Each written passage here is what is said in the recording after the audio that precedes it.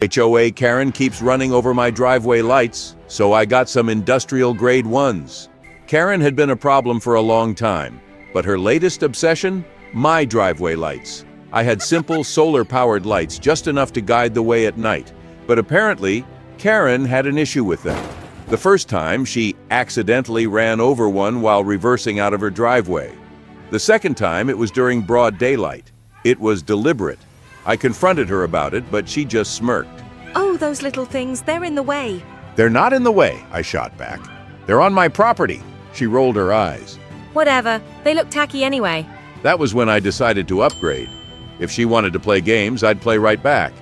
I bought industrial-grade driveway lights designed to withstand truck crashes, and I installed them in a few hours. The next morning, I looked out the window and saw Karen getting out of her car, looking at the dented bumper and the intact driveway lights. She stormed over to my door and pounded on it furiously. What did you do? She screeched, pointing to the lights. I answered, "Installed new lights. Why?" You damaged my car. I raised an eyebrow. No, I didn't. You ran into something on my property. That's on you. They're too strong. You did this on purpose. I shrugged. Or maybe you should stop driving over my property. Her face was turning red. I'm reporting this to the HOA. Go ahead, I said with a grin. They approved these. A little while later, a police car pulled up. Karen practically sprinted to the officer, waving her arms. This man installed dangerous objects that damaged my car. He's a menace to the community. The officer frowned, looking over at me. I gestured toward the driveway.